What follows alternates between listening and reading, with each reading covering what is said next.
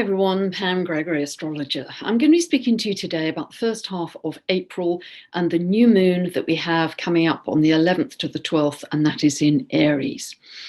This is a powerhouse month for energy because most of the personal planets are now moving into the sign of Aries, the first sign of the zodiac. So it's a very dynamic, initiating, driving forwards energy. So we're going to feel that shift quite significantly from certainly most of March being the personal planets being in Pisces. Now, of course, this is when I talk about this new moon in Aries, it's yet another new beginning because I talked about the Aries equinox as being the first Aries equinox within the context of that Jupiter-Saturn conjunction last December in air sign Aquarius, and setting off a whole series of 200 years of those conjunctions every 20 years being in air. So it's within that context. But now we have the first new moon coming up in Aries, again within that context. So it's another new beginning that is very significant. Now, everything I talk about in 2021 is really also within the context of Saturn square Uranus. That is the dominating aspect for the year. It's within orb and operational for the entire year, but it becomes exact again on the 14th of June, again on the 24th of December. So I don't want to repeat everything I've already said about that. I know many of you will have seen my video about thoughts about 2021, where I cover a lot of the themes, and I've added to them actually since then. But I'll just put that link below for that video rather than repeat everything that I said there. But essentially that this Saturn Uranus square is about the old versus the new trying to be birthed, and it's about control versus freedom. Big themes for 2021. Now, we also, if we not only think about the personal planets entering Aries at this time, the ruler of Aries is Mars. And Mars is what is called out of bounds until the 24th of May. Now, what that means is planets normally orbit within 23 degrees north or south of the ecliptic, but sometimes they veer beyond that 23 degrees. And I've noticed this very much in the charts with clients, that the archetype, the symbolism of that particular planet expresses in a very wild, sometimes out of control, extreme way, sometimes a genius way, particularly if it's Mercury or Uranus. But here we have Mars out of bounds until the 24th of May. So this is the Mars archetype. This is assertion, drive, anger. It's a warrior energy. So that is going to be strong in the world, together with the personal planets being in Aries as well. Together with that, all of the planets are moving direct until the 27th of April, when Pluto moves retrograde. So again, we have this sense of dynamism. We have this sense of moving forwards, which is so strong at this time. Things are going to be happening quickly because we have 4 planets, certainly as we get to this new moon on the 11th, we have 4 planets in Aries. We have the Sun and Moon, Mercury and Venus, but we also have Chiron, Ceres, goddess of harvests, and Eris. So that is a huge weighting, a huge stellium in the sign of Aries. So things are going to be happening quickly because Aries is quick. Mars, the ruler of Aries, is in Gemini. This is mentally quick. This is mercurial. So as I've been talking about, this is very much a year of choices as well, with the North Node in Gemini, the twins, which way do you go?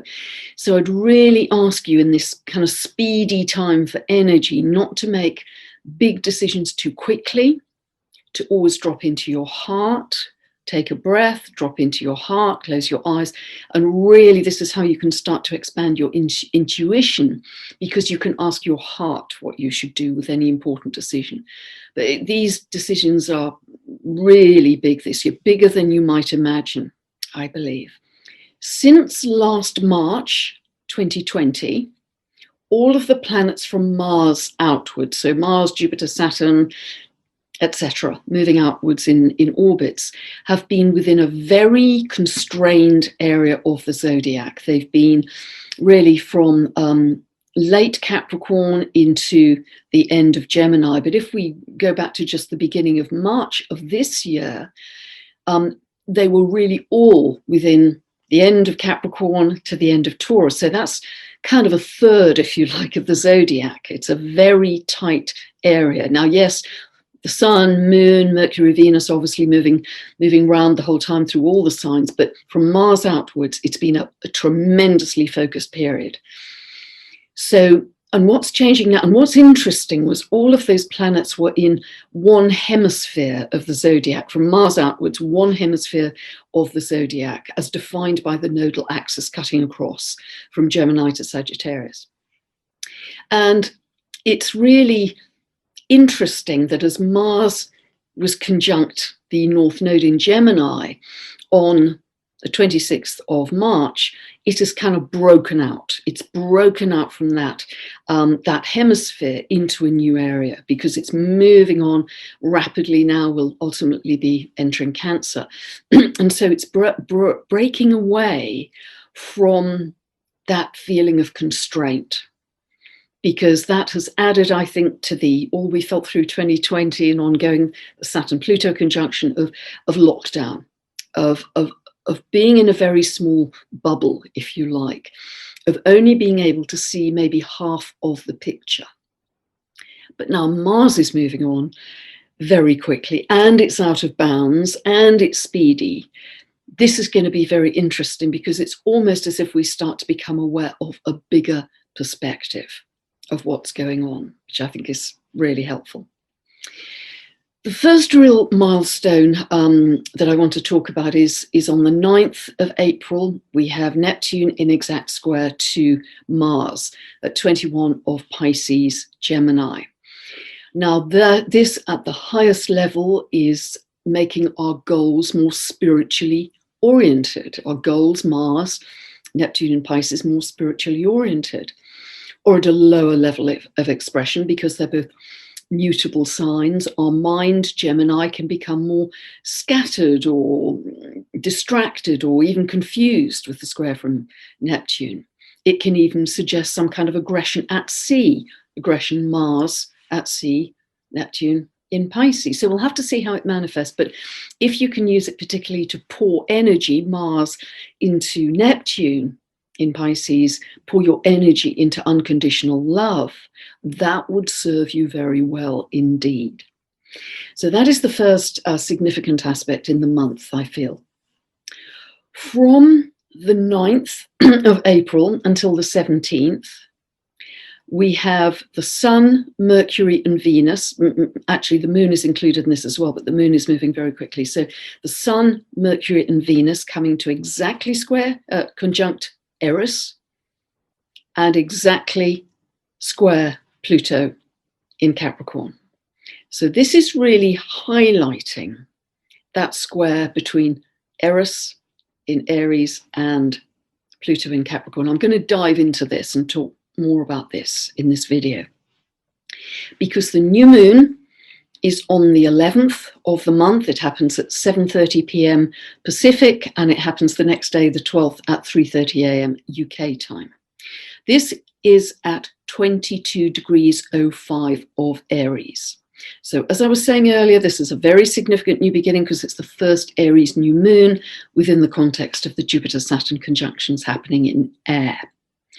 So this is always the perfect time in the month to set a new intention, to plant a seed for what you want to manifest in your life. So see where 22 of Aries falls in your chart. If you don't know, download a free birth chart from my website, check out this link above. You can buy a 2-part video series from my store. And with every update I ever do, you can use these videos to say, okay, where do I find these points in my chart and what does it mean for me? And the 2 videos will explain all of that for you. So, intentions, remember when you set your intentions, they are all in the present tense. XYZ is already easily flowing to me, and be in a state of gratitude and appreciation as if it has already happened. You are already welcoming in the result of that intention. That's the fastest way to bring it to you. And always say present tense, because if you say future tense, or I want, or I'm aiming for, you just keep pushing it away to the future. So great time to do that. Now, at this new moon in Aries, just to draw on a personal side of this, we have the Moon and Venus both squaring Pluto in Capricorn. And whenever you get those combinations of either the Moon or Venus in hard aspect to Pluto, you get a tremendous intensity emotionally, huge intensity, kind of explosive intensity. And if either late Aries or late Capricorn fall in your relationship houses, your 5th, your 7th, your 11th house, or in hard aspect, conjunction, square, opposition to the rulers of those houses, then it may well bring up relationship issues relating to, I want to be free and independent, but also I need the safety, but the control as well of Pluto and Capricorn, and which way do I go? So again, knowing that, one of the other, there's so many great things about astrology, but one of the great things about it, if it's a personal issue like this, is to say, okay, I can see it on paper. I'm feeling very intense about my relationship right now, but I'm seeing it on paper in my birth chart, and that helps me understand it, and it also helps me to become the observer, to have perspective, because I'm literally looking at it on paper. And not only does that give us time to breathe and step back and think, well, this too shall pass, or do I act on this now? But it helps to give you that kind of eagle's perch view. And it also helps to raise your consciousness, because you understand whatever is happening in an inner way in your birth chart is also happening outwardly in your life. There's a lot in that I just covered, and I hope that was comprehensible. Okay, so another aspect which is happening at this time, we still have the Neptune square Mars, that's still operational, but Mars now is also in very nice trine to Jupiter. Mars is at 23 of Gemini and Jupiter is at 25 of Aquarius. So this is lovely. This is about pouring energy into bigger future visions for humanity, Jupiter in Aquarius. Can we expand our horizons, our visions for what we can bring into the world? And Jupiter can expand the courage of Mars, the bravery, the warrior energy to go and make that happen, the initiating of Mars to make that happen.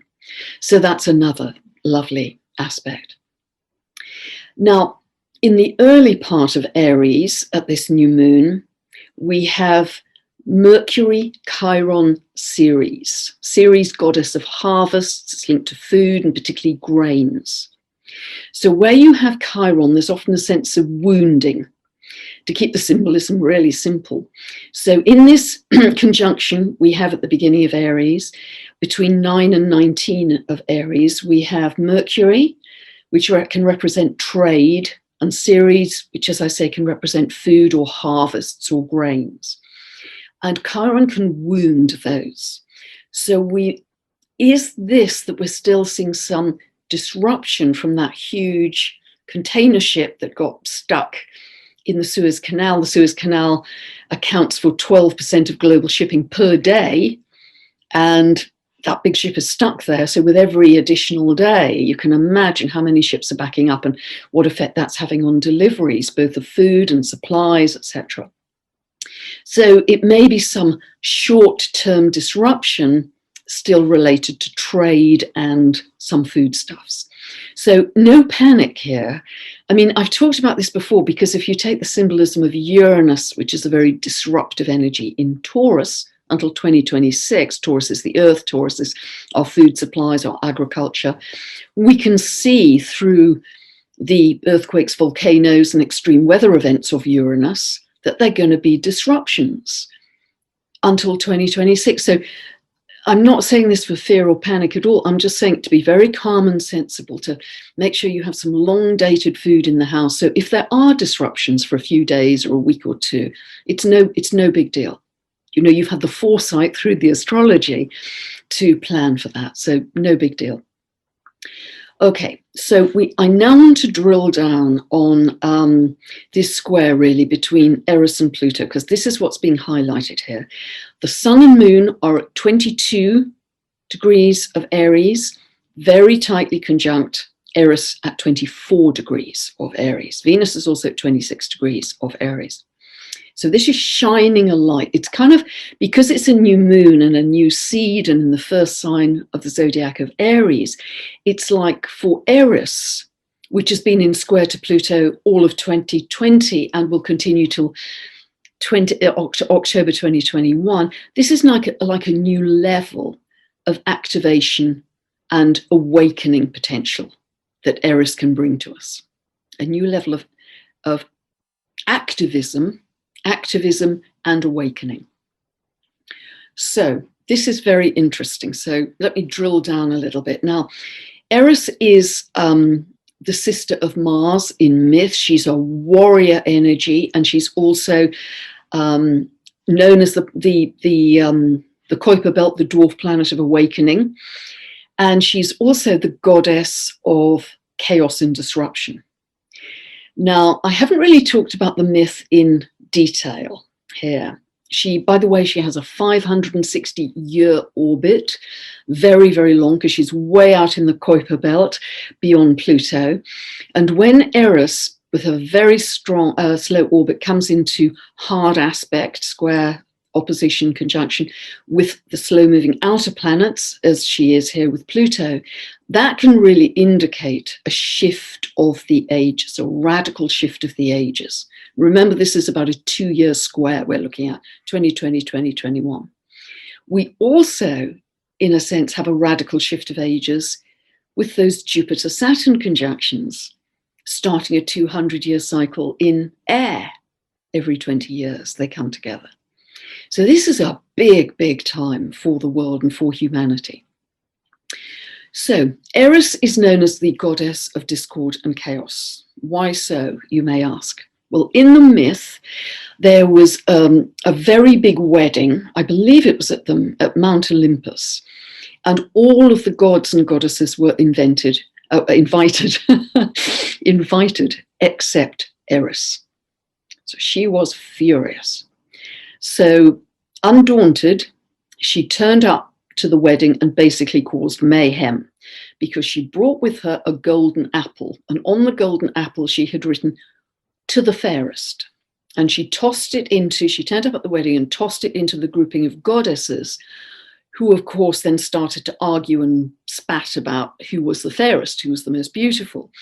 And that spread to their husbands and families and spread out. And eventually, ultimately, it is said that this led to the Trojan War.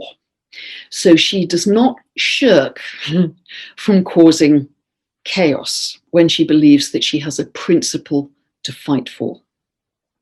So you find her as an activist when she believes there have been violations of natural law, or particularly where she feels there's an imbalance in society, great inequality where the people in power, as judged by Eris, are serving self rather than serving others, let's say.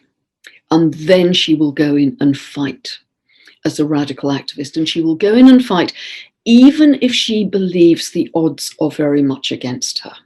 I want to say that again, even if she believes the odds are very much against her. I'm sure a lot of you will understand that.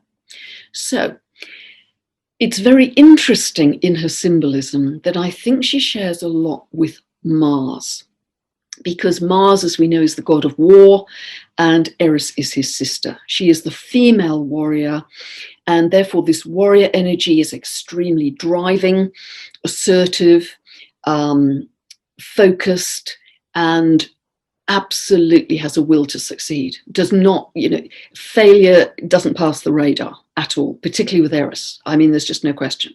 She's totally focused on winning, but she's very linked to Mars in that way. She also has similarities to Black Moon Lilith as well, because she has this kind of primal rage. She has this raw, instinctive, primitive feminine that cannot be suppressed. It is just wild feminine energy that will not obey the rules, absolutely will thrive on not obeying the rules. She also has similarities to Uranus, the planet of awakening, in that she is fierce about equality, about truth. Uranus ruling Aquarius, very much about truth. That's why a big theme this year is about exposure of the truth. She's about liberation, and she is particularly representative of those people who feel not heard, shunned, disenfranchised, living on the periphery of society, no longer really being cared for by society. She will absolutely fight to the end for those people. That's the archetype she represents. Now, although this is a very ancient myth, does that for you have any echoes, perhaps, of where we feel today? Do you feel not heard sometimes? Very interesting. So, as I've spoken a great deal in the videos over the months, I've talked about Eris in Aries, street activist. And by the way, everybody alive today will have Eris in Aries because it's such a slow orbit. So Eris in Aries, street activist, taking to the streets to fight, clashing in that square to Pluto, up against top-down authority, rules and regulations, governments, people in power who have authority over you in some way. So that's been the clash. Clear to see, clear as day across the world over the last year or so, and continuing, if we are to trust that Eris square Pluto till October 2021. So that's very interesting, but it isn't just a square, it's a T-square, because Eris at 24 of Aries is very close to an exact opposition to Haumea at 27 of Libra, and they are both squaring Pluto at 26 of Capricorn, so it's a T-square. So Haumea is linked to the Hawaiian goddess of fertility. She's able to birth babies from every bit of her body, not just the regular place. She has this incredible ancient shamanic connection with the land, the earth. She's able, even in times when the land has been laid waste, for whatever reason, she can just summon abundant wild food, seafood, etc. So as we are moving forwards in our future, she is one of the archetypes we're taking with us, because as Aries accelerates the deconstruction of the old order in that square to Pluto, that demolition side, Haumea is the rebirth side. She's bringing new earth into being, and we're going to discover some ancient shamanic connections and language, if you like, to connect to the earth in a deeper way that we knew way back. In fact, if you simply take the symbolism of Uranus in Taurus, you could say Uranus is the new, which it is, and Taurus is the earth. We are birthing new earth through that transit of Uranus in Taurus up till 2026. How wonderful is that? So this feels very exciting dynamic energy. But as I say, what I'd really encourage you to do is to check in with your heart as this speedy stuff is motoring through, not just the head, because this fork in the road that I've talked about for 2 years now, yes, the majority of people are going to take one particular fork because it's a no-brainer. It's an easy route because everybody else is doing it and all your mates are doing it and your family's doing it. So that's an easy, obvious fork in the road for you. But there could be others of us, smaller in number, remember Eris, smaller in number, who are taking the road less traveled. And that future is currently invisible, but we are creating it in every moment. We are singing and dancing our future into manifestation because we trust the physics of frequency. So be relentless in focusing on your frequency, even if outer events are very colorful, very dramatic, and very dynamic. Remember, your anchor is within. Keep coming back to what's my frequency, coming back to, don't get too knocked off keel, knocked off your normal anchor point by the drama. Keep bringing it back to, okay, what's my frequency? In that way, it becomes incredibly simple. Not easy, it becomes easier the more you master this frequency process, but it's ultimately very uncomplicated. It's very simple. So hope that's helped you. I've covered an enormous amount in this video. the energy really shifts in the middle of the month to a different point of focus in the zodiac. We're going to have an absolutely, I can barely find the words, a very, very powerful second half of April. It's going to be extraordinary. So just the energy is no longer stuck as a lot of us felt in 2020. So hope that's helped you. If you'd like more information about my books, my teaching videos, my very long monthly newsletter, just go to pamgregory.com, and hope you have a wonderful new beginning, new moon in Aries, 11th or 12th, and don't forget to set your new intention. Thanks for listening. Bye for now.